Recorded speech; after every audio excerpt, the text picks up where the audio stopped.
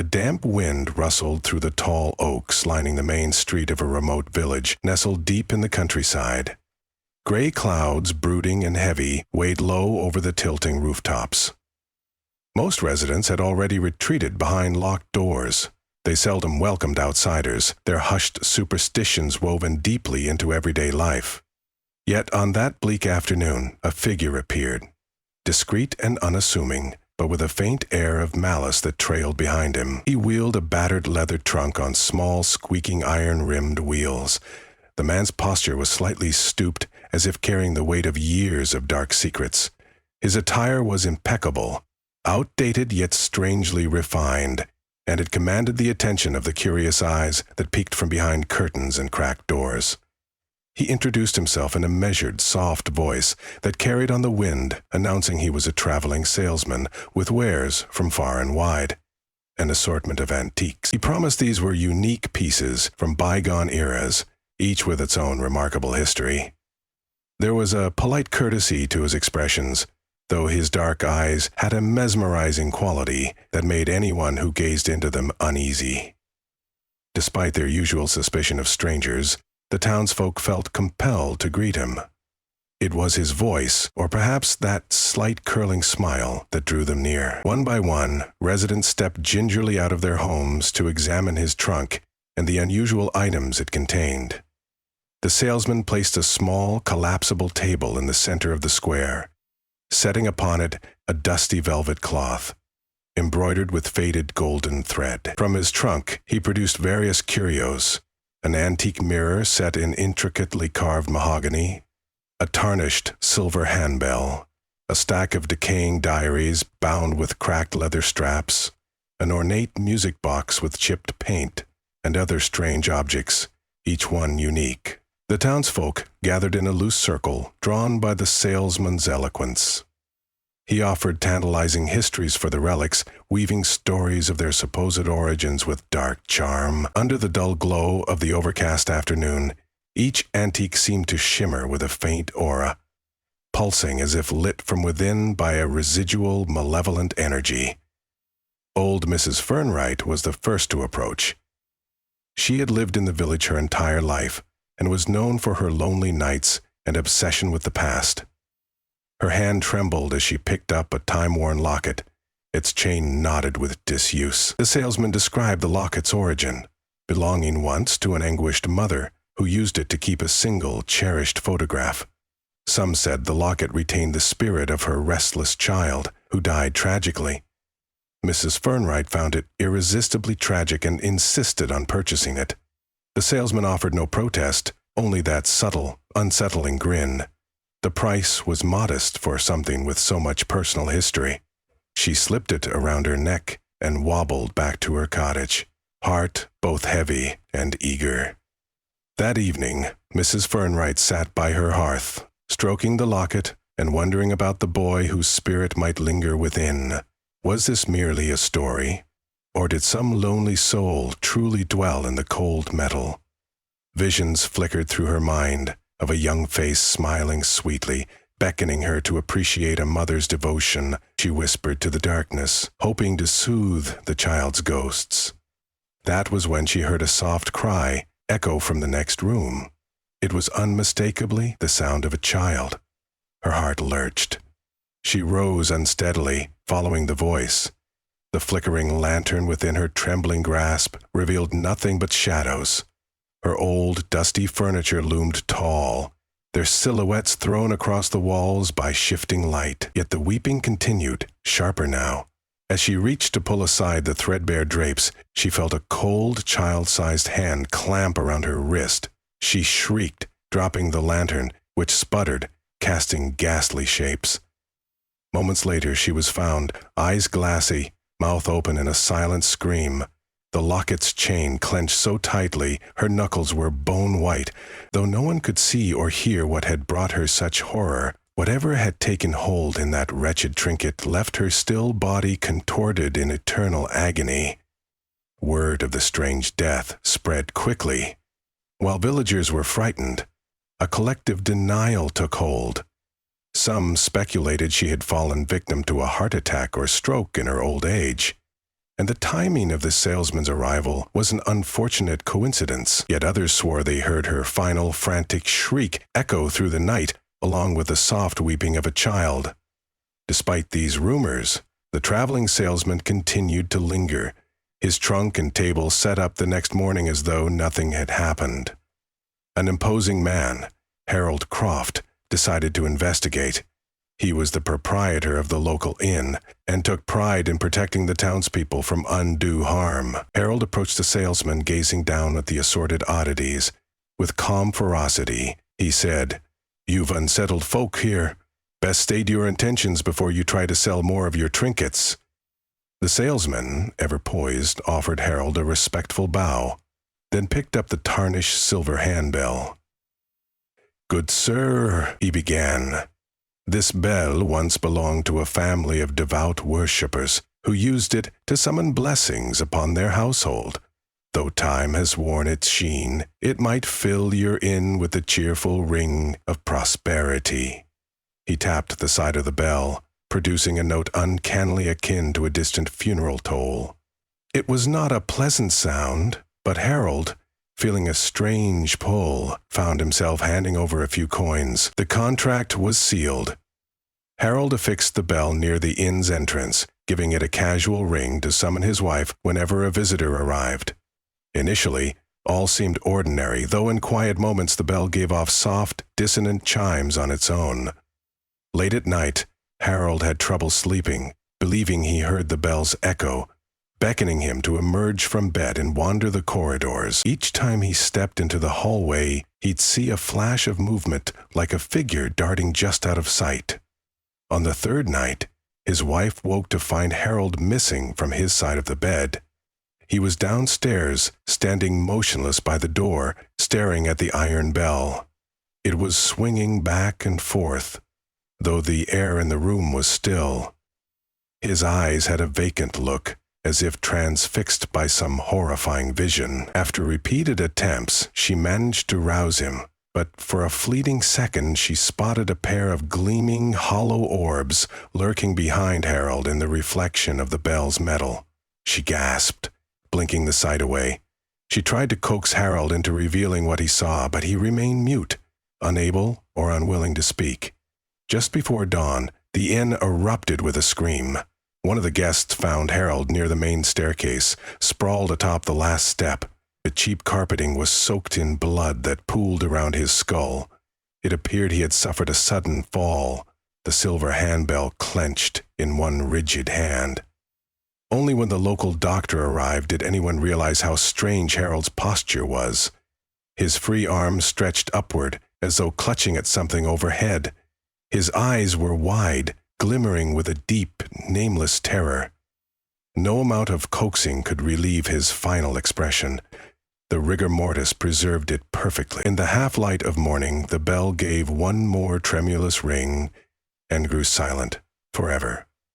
2 deaths in short succession. Whispers hissed through the narrow lanes of the village. Many people insisted it would be wise to chase the salesman away. But a hush always fell when they actually passed him in the street. He was too persuasive. Each time someone thought to confront him, their resolve melted beneath his calm, hypnotic stare. He simply stood near his trunk, hands folded neatly, offering a small, placid smile as though daring them to accuse him of anything monstrous. And in that terrible hush, new victims stepped forward. Among them was a young woman named Judith, who worked as a seamstress out of her aging parents' cottage. Something in her naive eyes longed for adventure beyond the village, and she was powerfully drawn to the diaries the salesman displayed. Their covers were scorched in places, the blackened pages brittle with time. The salesman whispered that these were journals from a star-crossed couple, parted by war, trying desperately to pencil their heartbreak into words. When Judith touched the diaries, she felt compelled to uncover every sorrowful secret penned on those pages. The salesman's price was small, almost a pittance. Her trembling fingers closed around the diaries. No logic or caution could have saved her in that moment. She read by candlelight every evening, devouring the tortured soul of each writer. The diaries, mostly described dreams and nightmares, heartfelt pleas to the unknown, questions about whether the absent lover was even alive. Then, she noticed subsequent entries took on a frenzy, each line scrawled in dark blotches, describing apparitions and a sense of being stalked by a specter. The final pages of one journal read simply, "He is here," repeated over and over, in letters that grew large, filling every margin until the diaries ended abruptly.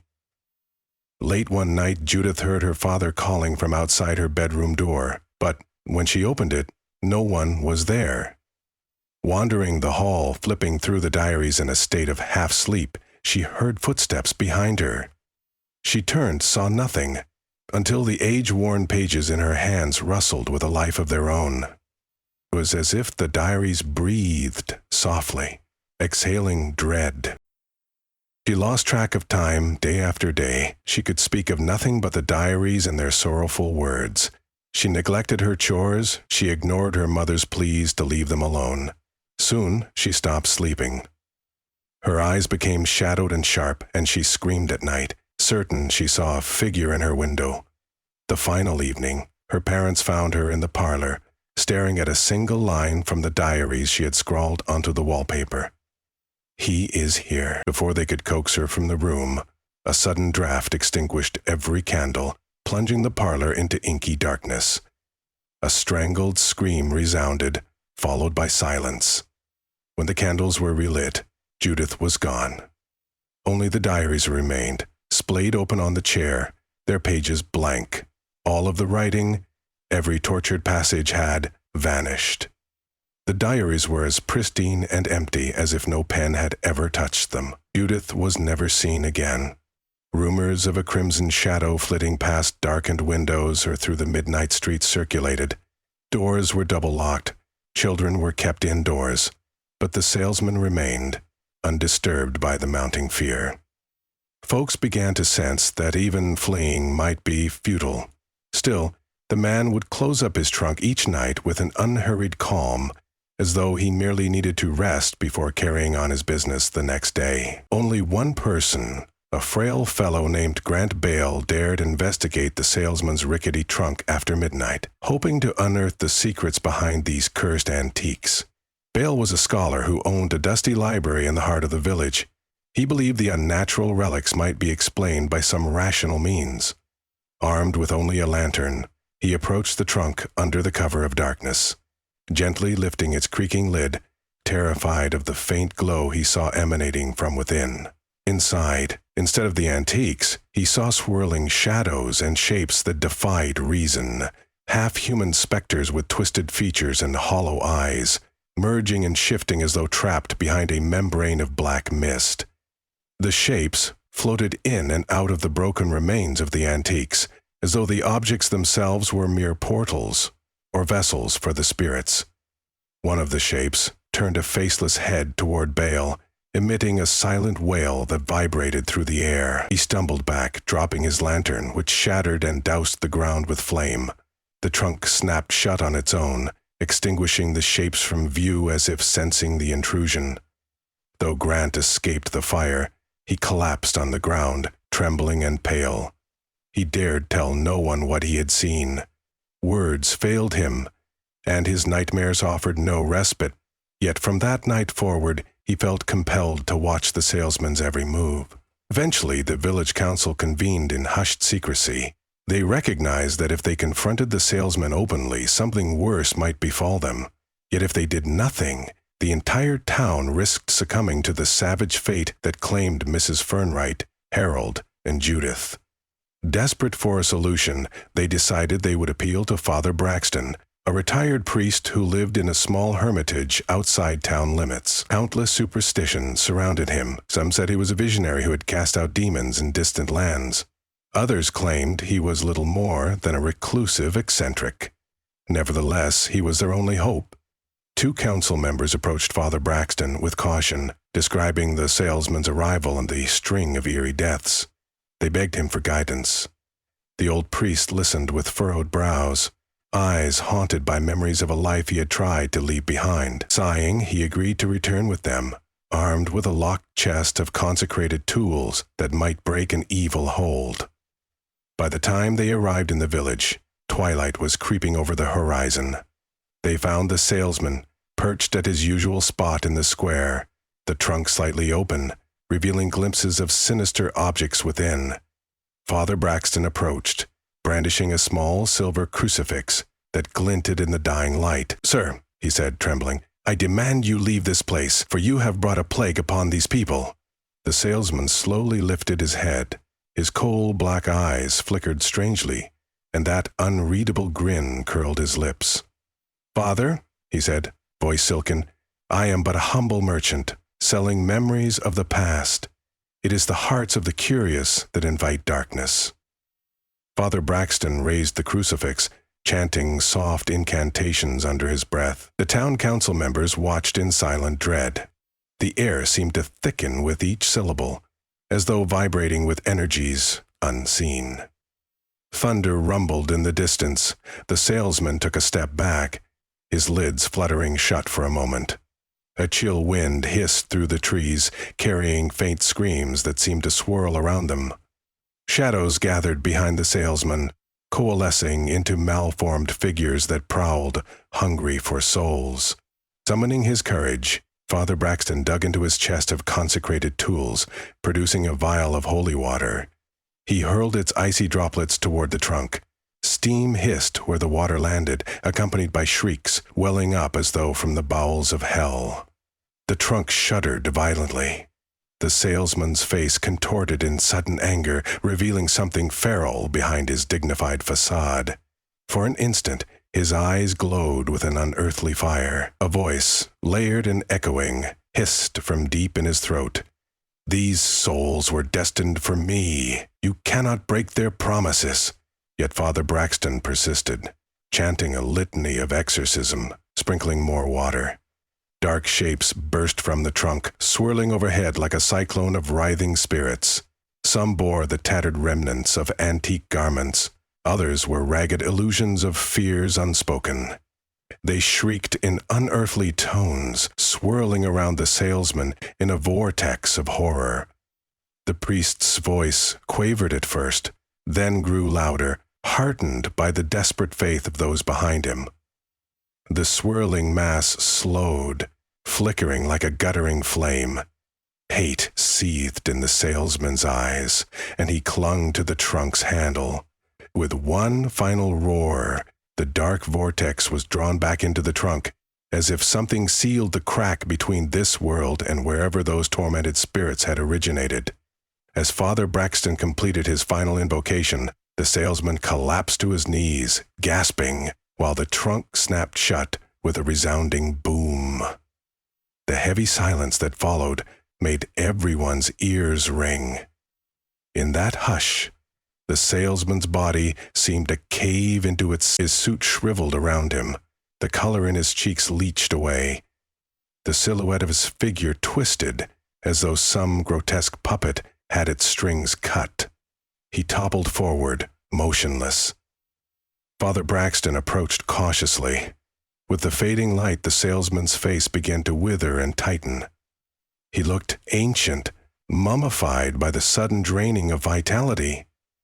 The priest fumbled for the trunk's lock, though its metal was red-hot to the touch. He forced it shut completely and fixed the latch. A faint hiss escaped from inside, then all was still. No one moved for a long minute. The breeze rustling the trees felt charged, as though nature itself was exhaling in relief. The town council members slowly mustered the courage to step forward. They murmured prayers of thanks, or perhaps fear. Some had expected the salesman to leap back up with renewed malice, but he remained lifeless on the cobblestones, face contorted in a final scowl. Father Braxton sagged in exhaustion. He knelt to offer a final prayer over the body, only to find the salesman's corpse begin to crumble like ash in his hands. Within moments, nothing remained except tattered clothing and a scattering of blackened fragments on the ground. A gust of wind scattered them into the night. Holding back tremors, Father Braxton rose.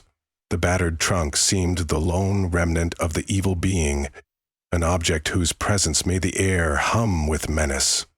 "We must bury it," he declared, voice shaking. "Bury it deep, sealed away where no living soul will ever be tempted to pry it open. The council members nodded, grateful to have a direction. Under the priest's guidance, they carried the trunk to a forgotten cemetery on the outskirts of the village. There, in the silent gloom, they dug a grave. Father Braxton recited further rites and sprinkled consecrated soil. The trunk was lowered in. As shovelfuls of earth thudded against its lid, each villager felt a leaden weight lift from their hearts. In the days that followed, a hush of relief settled over the village, though the memory of the salesman's antiques still cast a long shadow. No more strange deaths or vanishings were reported. People moved gingerly, uncertain if the darkness was truly gone. Yet the trunk was buried, and Father Braxton remained among them for a while, keeping vigil, cleansing each house in turn, and praying for the souls lost to the cursed antiques. A subtle warmth returned to the village, as if the sun dared pierce the ever-present clouds once more. Still, deep in the earth, beneath layers of packed soil, the trunk waited, and if one stood quietly at the grave in the hush of midnight, ears keen and heart pounding, they might hear a faint rustling below, as though restless shapes within were stirring. Occasionally, a resurgence of that malevolent power would flicker, making the wind blow cold and the sky darken prematurely. The townsfolk, haunted by the memory of that persuasive salesman and the lethal gifts he offered, knew that evil is seldom destroyed. It is merely driven back into the gloom until someone, somewhere, dares to lift the lid again. In the final hush of night, the echoes of a warning remained, etched into every trembling soul that had witnessed the horrors. Curiosity beckons, and cursed wares do not rest peacefully. Just as the salesman had said, the hearts of the curious invite darkness, and darkness always finds a way.